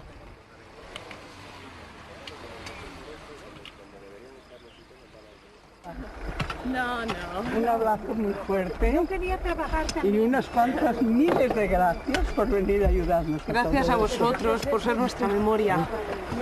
Encantadísima de poder hacerlo. Soy Andrés, viene de Praga. Para hacer la excavación de la fosa ha venido un grupo de arqueólogos y antropólogos profesionales que trabajarán voluntariamente en esto. También colabora un grupo del Servicio Civil Internacional y personas de diversos países.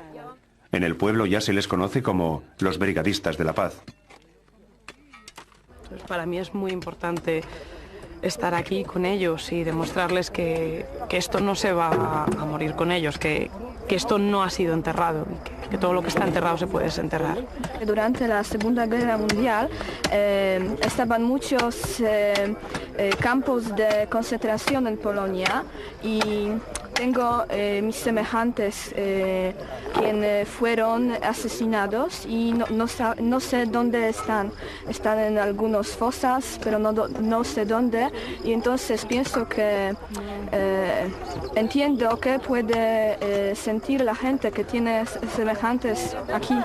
Es una emoción grande de alegría por llegar a esto y luego es otra de tristeza porque pensar que creo que tengo ahí a mi hermana, creo que tengo, a mí me lo han dicho, pero legalmente, oficialmente, nunca lo pude, y estoy cansada de andar y de dar vueltas, pero nunca lo pude llegar a saber. Por toda esta zona de la provincia de León, que se sepa así un poco más o menos, pasa de los 12.000, así en estas condiciones, de cogerlos y sacarlos de noche y desaparición completa, así, sin saber por qué ni por qué no. Y lo peor es eso, que yo, fíjate los años que hace, que fue en el año 37, y era imposible ni de mencionarlo siquiera.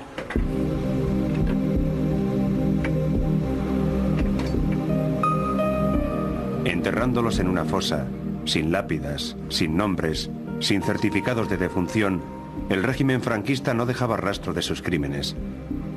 Pero borraban también la memoria de aquellas personas.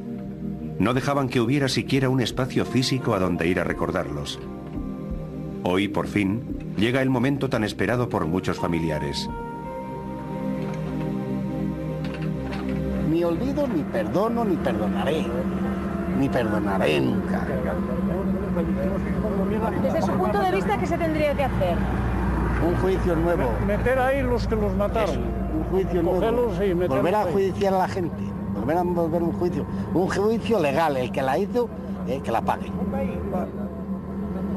Sí, sí, ¿y aquí quién era quien más la hacía? Aquí las envidias y los ricos. El primer día de excavación ha concluido sin que se haya hallado rastro alguno de los 37 cadáveres que se supone que hay en la fosa.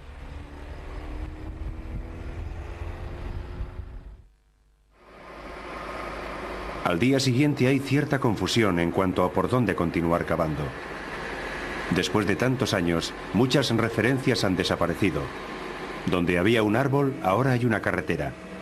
Además, la memoria es frágil, sobre todo cuando se trata de hechos tan duros y tan silenciados. Los arqueólogos solo pueden guiarse por los comentarios de la gente, y cada cual cuenta su versión. Lo poco que puede acordar es que por este cacho está. Lo que sí dice es que debe ser aquí, este plano. Bueno, miradlo. Ya lo vimos, sí. Mira, está el rosal allí. Están aquí las piedras y las fosas. Según Isabel, que me explicó a mí, están aquí. Por eso os digo, abrígase una zanja. Aquí gente de aquí del pueblo dicen que están para allá, unos que para acá. Este señor era mi padre. Era teniente de la República. Creemos que esté aquí. Porque hay más fosas comunes por aquí. Puede estar en esta, puede estar en otra, no sé. En el lugar donde todos parecen coincidir, los arqueólogos han hecho una zanja de casi 2 metros de profundidad. Por ahora no aparece nada. A pie de fosa se concentra una mezcla de curiosos, vecinos y familiares que buscan a sus desaparecidos desde hace años. Cada golpe de pala parece romper un silencio. Yo pienso que los que piensan de esa manera, que no tiene que removerse, es que estarán inculpados en algo. Porque aquí viene, a mí no me gustaría, bajo ningún concepto, que yo tuviera un familiar aquí enterrado, aquí o en los otros muchos sitios que hay. Hay tantos en España. Y que viniera a lo mejor un perro como aquí, aquí han venido. Claro que venían. Y un perro con un hueso por ahí de un ser querido, de un ser humano. ¿Eso tiene que parecer mal que se busque y se entierre? No, hombre, por favor, que tengan un poco de conocimiento también, Lo bueno y lo importante es que la gente que ha querido hacer esto lo hizo y no ha tenido que pedir permiso a esa otra gente que lo ve mal. Esos tiempos ya se terminaron. ¿Por qué lo ven mal? Pues tendrán sus razones, todo el mundo tiene alguna, que les digan. Que les digan. Lo malo es que los que hicieron esto ya no viven. Son los que faltan aquí, todos los falangistas y parientes de los que hicieron la masacre, que vinieran aquí a caérseles la cara de vergüenza.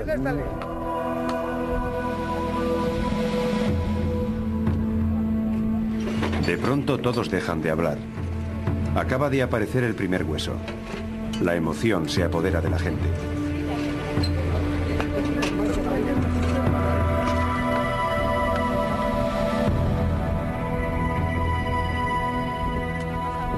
Espero ver los huesos de mi hermano, aunque no sean nada más que los huesos.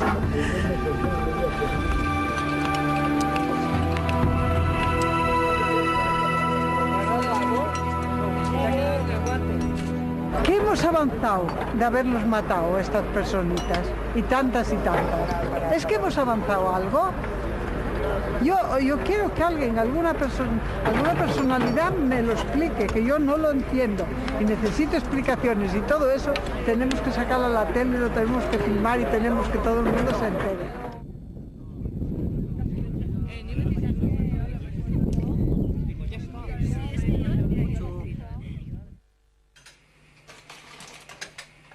Isabel aloja en su casa a algunos de los brigadistas. Uno de ellos es el francés Theo Francos, que participó en la Guerra Civil Española como brigadista internacional. Otra es Susana, una suiza que participa en las excavaciones como voluntaria. Hemos tenido la satisfacción ayer de poder ver un resultado de lo que todos deseamos desde antes de mucho tiempo. Sobre todo tú, Isabel. Tú, para ti es un gran día. Llevo 60 años esperando eso. De lucha. Había soñado varias veces que estaba quitando con las manos la tierra para buscarlos. En sueños, Sufrir pasará, mais avoir sufrir. El sufrimiento pasa. Pero todo lo que se ha sufrido no se olvida jamás. Después de la guerra, Isabel pasó un tiempo oculta en las montañas. Cuando volvió, el ambiente del pueblo se le hacía irrespirable y se marchó a Suiza. Hace unos años ha regresado a Palacios de Sil, donde se ha reencontrado con viejos compañeros de lucha, pero también con muchos recelos. Resistimos y estamos aquí dando lata todavía y sufriendo, que también nos hacen sufrir todavía. Eso no, no podemos respirar.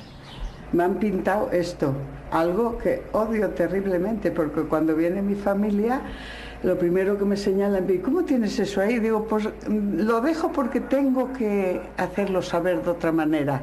Hasta dónde llega la sucia maldad que existe. Un señor me dice, oye Isabel, tengo que hablar contigo sobre esos que murieron. Digo, ¿quién murió? Dice, hombre, eso que andas tú. Digo, oye, esos no murieron, los asesinaron. Dice, bueno, sí, como quieras. Así muy eso, como quieras. Digo, no es como quieras, como fue. Y dijo, tenemos que hablar un día de eso, porque vaya una tontería que te estás sacando ahora. Digo, pues para ti será una tontería, pero para mí es un honor. Si da lo mismo, ¿por qué cuando murieron tus padres los llevaste para el cementerio? Haberlos llevado para una cuneta también, ¿no?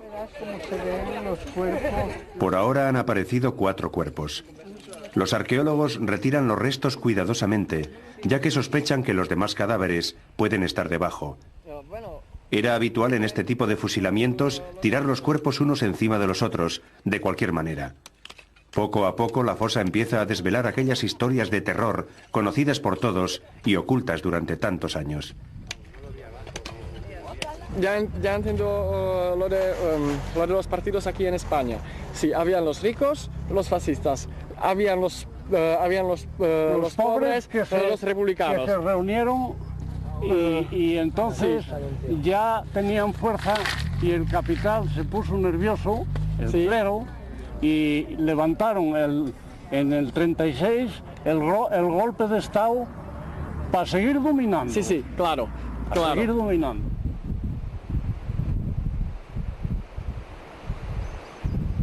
Este puente le llaman el puente de las Palomas, y cuando la tragedia de la guerra civil tiraban a los rojos de aquí para abajo, a los que habían estado defendiendo el gobierno legal republicano.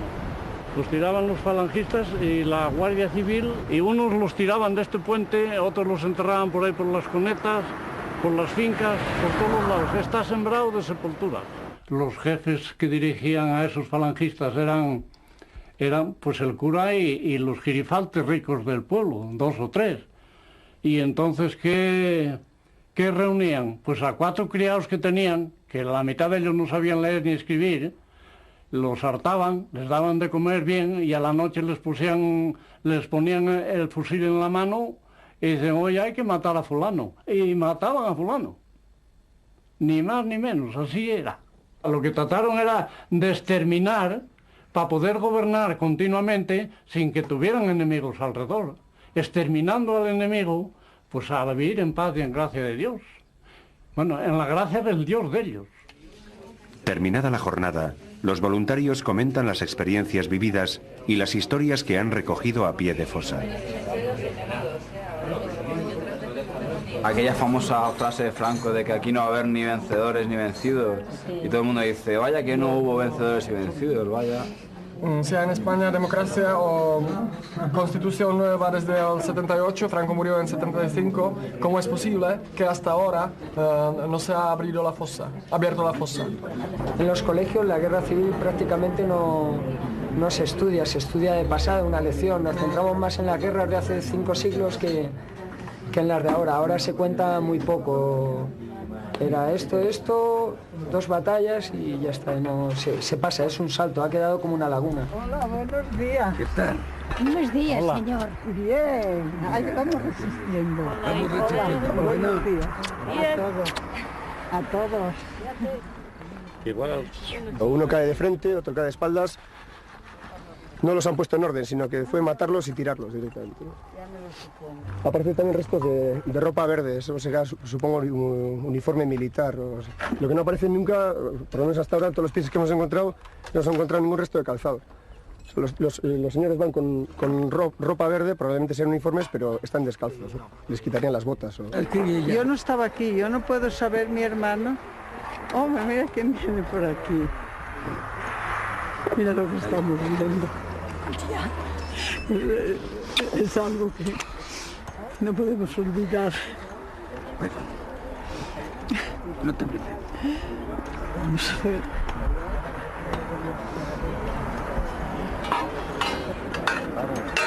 Es una sobrina. Porque Joaquín tenía una dentadura perfecta. Y ahí hay una dentadura, pero no vamos a tener esa suerte. Yo todavía tengo miedo, porque todavía hoy comentaban que a muchos que los tiraron por puente las palabras. Tengo 4 tíos aquí, 2 hermanos de mi madre, un hermano de mi padre y el marido de una hermana de mi padre. Y mi madre murió toda la vida pensando en esto, en este sitio. Porque España olvida pronto. Sí, lo que pasa es que yo no oigo a nadie decir que se olviden del Holocausto, que se olviden del tren de la muerte que iba camino de Auschwitz, que se olviden de los que Pinochet de una manera u otra eliminó. Sin embargo, en España hubo que correr un tupido velo, olvidar a todos nuestros familiares, olvidar las penas, las angustias y todo lo demás. Aquí no sé por qué hay que olvidarlo todo. Y borrón y cuenta nueva. Aquí no se puede buscar responsables, ni siquiera a algunos hasta les parece mal esto.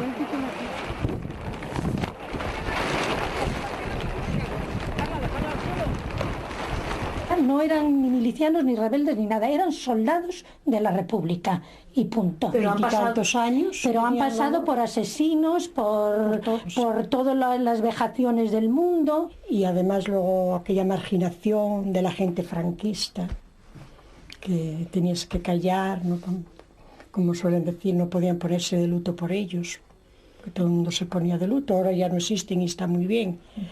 Pero no podían poner una bata negra por ellos, no podían llevarles flores porque no sabían a ciencia cierta, se lo decían, pero nunca han tenido una partida de defunción ni un dato que justificara que los había matado allí. A mi madre le decían que todas las semanas iban a casa y le decían, bueno, venimos a decirte, dos señoras del pueblo, que te vamos a fusilar un día de estos. En cuanto tengamos a dónde meter estos 3 mocosos que tienes, te fusilamos, igual esta noche que la que viene. Los falanges y la gente de derechas, un grupo, hicieron una celebración. Celebraban que habían matado a los de la fosa. Entonces, mi madre, que era una buena cocinera, les cocinó los corderos. La obligaron a ir a cocinar los corderos. Y mi tía Asunción y otra cuñada de mi madre tenían que tocar la pandereta. Y ellas les amenizaron la fiesta. Y cuando llegué frente a las autoridades, me puse en medio de la calle, mirándolos así, y me volví para el otro lado, pero a mí una lágrima nadie me la vio. Y cuando fui a casa, lloré.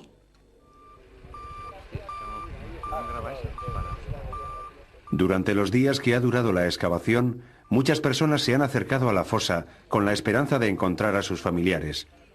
Hasta ahora no se habían atrevido a buscar. Actualmente una asociación les ayuda a hacer público su problema.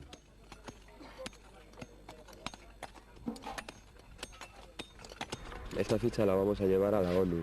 La vamos a llevar el 15 de agosto a Ginebra, para que el gobierno español se implique en estos temas. Sí, por lo menos en la búsqueda en la búsqueda de toda la gente. Si quieren tanto democracia y tanto, porque mira, las cosas hay que hablarlas legalmente. Democracia aquí estuvo muy bien que está la de ellos, porque ellos siguieron en el poder, ellos los mandos no los soltaron todavía, ni que hayan entrado los socialistas ni los socialistas estuvieron de paso ahí, eso fue una apariencia. Además de efectuar diversas exhumaciones, la Asociación para la Recuperación de la Memoria Histórica ha recogido diversos casos de desapariciones y los ha denunciado ante el Alto Comisariado de las Naciones Unidas para los Derechos Humanos. Su intención es que la ONU obligue a España a cumplir el Tratado contra la Desaparición Forzada de las Personas. Nosotros estamos haciendo un trabajo que le pertenece al Estado por una legislación internacional que se firmó en el año 92 y la firmó el gobierno español, y nosotros de alguna manera estamos, entre comillas, dando un servicio público a la gente que nos ha pedido ayuda, que debería tener una oficina del gobierno donde pudiera reclamar a esa persona y hubiera técnicos que localizaran la fosa, como hemos hecho nosotros, y un cuerpo de arqueólogos y sobre todo una comisión que estudiara esto, ¿no? Porque es lo que nosotros intentamos hacer con Naciones Unidas, que por primera vez se abra una investigación de lo ocurrido y que aparezcan esos huesos, porque ante esos huesos no hay debate o discrepancia, están ahí y punto.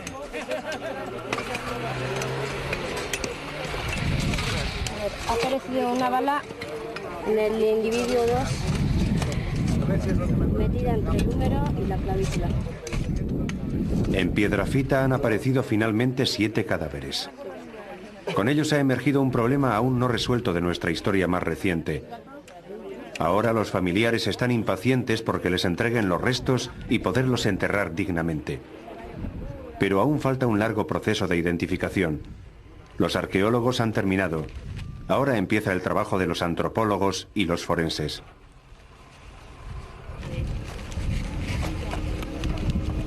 Me sujetas así. Pues aquí están algunos de los objetos personales que aparecieron en el momento de la exhumación, que son objetos pues, que llevaban prendas, que llevaban puestas estas personas, unos zapatos, por ejemplo, con los huesos del pie dentro todavía, latas de sardinas, una cremallera, monedas en el pantalón, un peine, algunos botones de nácar o metálicos, un manojo de llaves, hebillas y demás. Y aquí en esta mesa pues estamos intentando hacer una primera aproximación, reconstruyendo los restos que vienen pues en parte algo deteriorados y los intentamos reconstruir y pegar. Además vemos si se pueden atribuir al sexo masculino, que de hecho hemos comprobado que todos son varones, si tienen orificios de entrada de proyectil, la estatura que tienen y posibles patologías o otros indicios que nos pudieran ayudar a la identificación de los mismos, aunque sabemos que la última palabra lo va a decir el ADN. Los antropólogos tardarán aún unos meses. Las identificaciones por ADN son las más fiables, pero también las más complicadas y costosas, unos 3.000 euros. Los familiares de desaparecidos reclaman que la administración asuma el coste. En el caso de los restos de la fosa de Piedrafita, una juez ha ordenado que el Estado cumpla sus acuerdos internacionales, que le obligan a hacer la prueba de ADN en los casos de desapariciones forzadas. José Antonio Lorente, director del equipo de Medicina Legal de la Universidad de Granada, tiene una larga experiencia en la identificación de fosas en diversos lugares del mundo, consecuencia de conflictos armados. Aquí donde haya. Países con presupuestos muy limitados, con situaciones económicas muy malas, están invirtiendo todo el dinero que tienen en tratar de proceder a esas identificaciones. En Perú, en México, en Chile, en Guatemala. Lo están tratando de hacer, están buscando ayudas nacionales e internacionales, puesto que sus economías son más limitadas, porque lo que no quieren es que quede esa herida pendiente, esa herida abierta, como siempre es el que uno sepa que su padre, que su madre, que su hermano, que su tío, que su abuelo está enterrado por cualquier lugar. Las personas que recuperan los restos de sus seres queridos cierran, como si dijésemos, su duelo personal, porque ya los tienen con ellos. Y esto podemos extrapolarlo al duelo colectivo que puede existir en toda España, tanto de las personas que tienen familiares que fueron asesinados como los que no, porque estos hechos realmente hay que asumirlos dentro de lo que es la historia de España. En Torrejón de Ardoz y Torrejón de los Mártires se procede a la exhumación de los cadáveres de víctimas del terror rojo que fueron sacadas de la cárcel Modelo de Madrid un día de noviembre de 1936 para ser inmoladas bárbaramente. En los años 40 el régimen franquista hace una gran propaganda de los desenterramientos de víctimas de la denominada violencia roja, dando la imagen de que solo el bando republicano había cometido atrocidades contra la población. En realidad la represión no fue igual en ambos bandos. El tratamiento que se dio a las víctimas fue también diferente. Los familiares de los perdedores no los pudieron reclamar nunca. Las víctimas franquistas, en cambio, recibieron todos los honores.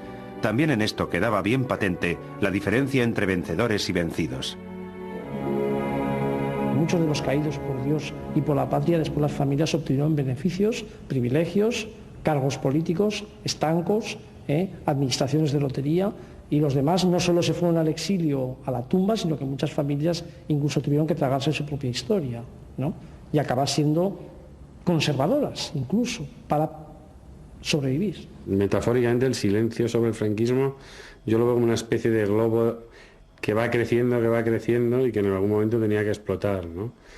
Entonces, bueno, yo creo que nosotros estamos reivindicando algo que es la historia familiar de miles y miles y miles de personas.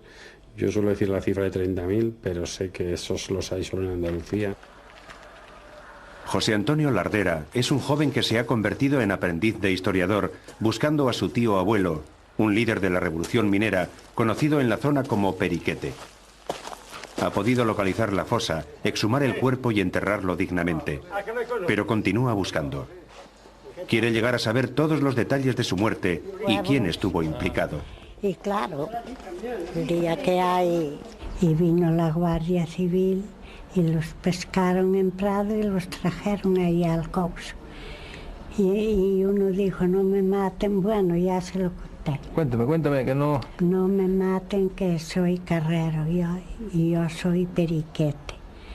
Y entonces, ¡pum!, los mataron.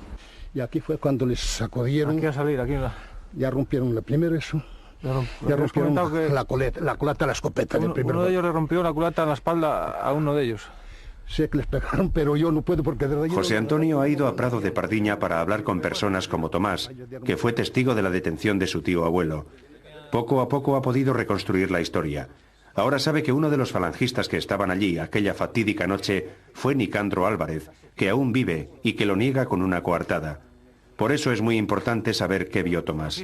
El Nicandro decía, hablaron gente con él, y decía que él estaba de escolta ese día con uno de los médicos había ido a un parto y que estaba de escolta de él. Aquí en el pueblo, no. En otro pueblo. Sería en otro pueblo, aquí no. Pero pues si estaba aquí no podía estar en un parto. Exactamente. El día siguiente, eso fue el primer día que llegaron, sí, podía estar, pero el día siguiente por la mañana no, porque estaban ellos aquí. Estaban ellos. Entonces no estaban en ningún parto ni. Ese al día siguiente, sí, porque eso los vio. Sí. Yo que sé que los mató. Si estuviera yo allí, pues sabía. ¿Usted no estaba? Yo no estaba. Yo aquel día fui con el médico, con don César, el doctor Esterrón, a un pueblo llamado ahí Tombro de Arriba. José Antonio sabe que Nicandro era un hombre temido en la zona y diversos testigos le han asegurado que durante años se paseaba por el pueblo con un reloj de su tío abuelo, Periquete. Pues es el que... Toda la gente dice que llevó usted un reloj de Periquete en la mano. Le llevó usted en la muñeca varios años. Y otro que llevó las botas, también decían. ¿Las botas también? No, otro que iba en el grupo que le cogió las botas a los zapatos. Cada uno puede decir lo que quiera. Que iba a los Galines. Los Galines. Arturón, el de Sésamo. Bueno, y entonces, si ustedes saben tanto, ¿a qué me preguntan? Me dijo a mí que iba con usted ese día, que estuve en Prado con usted. Sí. ¿Usted? Arturón, me lo dijo a mí. ¿Cuándo se lo dijo? Pues antes de morir, 3 días antes. ¿Y cuándo murió? Pues hará, no sé, año y medio que ha muerto. Estaba así de Ponferrada. Mire, a mí con cuentos no me vengan, ¿entienden? Si ustedes saben tanto, pregunten a Arturo, pregunten a quien les dé la gana, sí, y se acabó todo. ¿No tiene miedo a encontrarse, si hay algo, si existe Dios o tal, encontrarse con Carrero, Periquete, nada, con ellos arriba? Miedo ninguno. No. Muy bien. Pues que pases de un buen día, hombre. Igualmente. Hasta luego. Hasta luego. Muchos asesinos a sueldo se pusieron el uniforme de falangistas. Este documento de una cédula de falange recoge pagos de 35 pesetas, el precio que muchos consideran la tarifa por matar por encargo. Algunos nombres de los que cobran estas cantidades coinciden con los que sus vecinos señalan como asesinos. La violencia cotidiana que extermina a 100.000 personas tiene que haber una implicación social importantísima. De pequeños propietarios, de católicos de a pie, de labradores, de gentes de orden, por decirlo de alguna forma, donde participan católicos falangistas, viejos políticos de la derecha, etcétera, etcétera. Con lo cual hay una imagen que Falange tiene que es real y hay una imagen que viene creada porque después Falange tiene las espaldas anchas para evitar la responsabilidad amplia de muchísima más gente que estuvo desde el principio en la implicación violenta y sangrienta con los sublevados. Los autores de esas muertes y de esa represión sigue habiendo un sentimiento todavía de odio. Y yo creo que hoy en día, si volviera a ocurrir algo similar, esta gente volvería a matar. Eso es lo que me llama a mí mucho la atención, que no acabo de entender. Si se intentaba conseguir con la transición un pacto por la reconciliación, yo creo que no se ha conseguido, porque los falangistas y la gente con estas ideas sigue teniendo el mismo odio y el mismo sentimiento de rencor que en aquellos momentos. ¿Quería estar allí el sacerdote? Misericordia.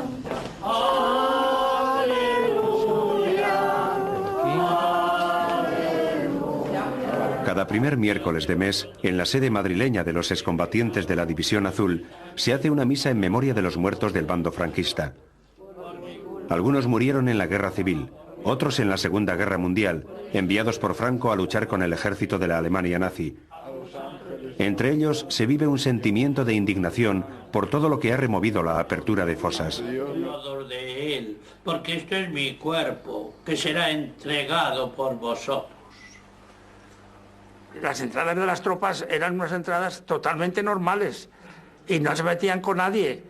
Y yo recuerdo, por ejemplo, yo hice toda la campaña de Aragón y de Cataluña, los avances. Allí jamás se fusilaba una persona, jamás se fusilaba una persona. ¿Que puede haber un caso aislado? Todo es posible, puede haberlo. Pero eso que cuenta usted, como si hubiera sido una cosa general, que se hubiera estado haciendo unas listas y llegar a los pueblos y fusilar a los de las listas, ni hablar del asunto, ni hablar del asunto. Los deudos de los represaliados por el Ejército Nacional jamás les dicen a sus hijos, a sus nietos, a tu abuelo lo mató Franco, pero es que él había matado al cura, él había matado a un montón de gente de aquí por tal motivo. Todos casualmente eran inocentes. Los que sí eran inocentes eran los nacionales, entre otras cosas porque no les había dado tiempo a hacer nada. Estos rojos de ahora, que yo no sé qué afán tienen de revolver, de tergiversar la historia, de remover, de envenenar, porque es lo que están haciendo. Es una campaña orquestada por el diablo, porque otra cosa no se puede decir, que están removiendo, están metiendo el dedo en las llagas, lo están todo estropeando. Una cosa que ya habíamos perdonado, había olvidado, no hemos olvidado nunca. Igual que hemos visto en Argentina o en Chile, en España miles de personas buscan a sus desaparecidos. Antonio Cruz coordina una página en Internet donde los afectados intercambian información para intentar encontrarlos. A pesar de que el pasado noviembre una resolución del Parlamento español acordó honrar la memoria de estos muertos y ayudar a sus familiares a desenterrarlos, posteriormente el Partido Popular ha negado las ayudas para abrir las fosas. Sacarlo a la luz, no estamos yendo contra nadie, no queremos provocar otra guerra civil, ni mucho menos, porque eso fue una salvajada, sino que se sepa, que se recupere la tranquilidad, porque no hay mayor tortura en esta vida que estar esperando 40 años que llame a la puerta a tu marido o tu hijo o tu familiar y que no aparezca nunca, porque fue asesinado, claro, y tirado y sin noticias, ¿no? Esa es la mayor tortura, yo creo, de cualquier dictadura, más que la física, de la psicológica, ¿no? Y aquí hay un gran problema de los derechos humanos y aquí se ha tapado la nariz mucha gente, a derecha y a izquierda, quiero decir que han hecho la movida madrileña, los felices 80, etcétera, etcétera, y estaban bailando sobre una España sembrada de cadáveres. Los desaparecidos del franquismo emergen ahora en una democracia que no ha recuperado ni sus cuerpos ni su memoria. Nadie ha sido juzgado nunca por aquellos crímenes. La transición, modélica en tantas cosas, tuvo un precio muy alto para los familiares de estas personas: la desmemoria histórica.